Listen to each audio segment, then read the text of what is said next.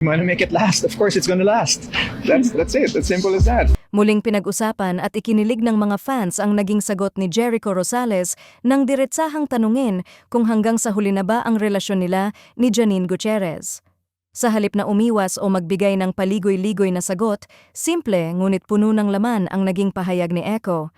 If we wanna make it last, of course it's gonna last. That's it. As simple as that. Dahil dito, agad na umani ng reaksyon ang kanyang sagot sa social media. Para sa marami, hindi ito tunog paandar o pampakilig lang, kundi isang pahayag na may lalim at malinaw na paninindigan.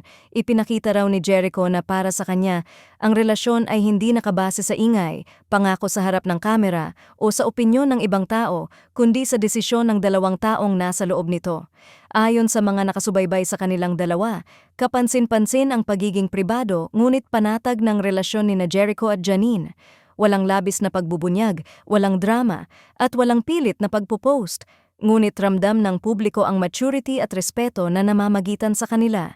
Ang naging sagot ni Jericho ay lalo lamang nagpatibay sa paniniwala ng fans na seryoso at may direksyon ang kanilang pagsasama. Para sa ilan, ang simpleng linya ni Echo ay tila refleksyon ng kanyang karanasan sa buhay at pag-ibig. Hindi na ito tungkol sa matatamis na salita kundi sa malinaw na desisyon. Kung gusto ninyong magtagal, gagawin ninyong magtagal. Walang komplikasyon, walang palusot. Samantala, mas lalong kinilig ang fans dahil sa paraan ng pagsagot ni Jericho. Kalma, buo ang loob, at walang bahid ng pag-aalinlangan.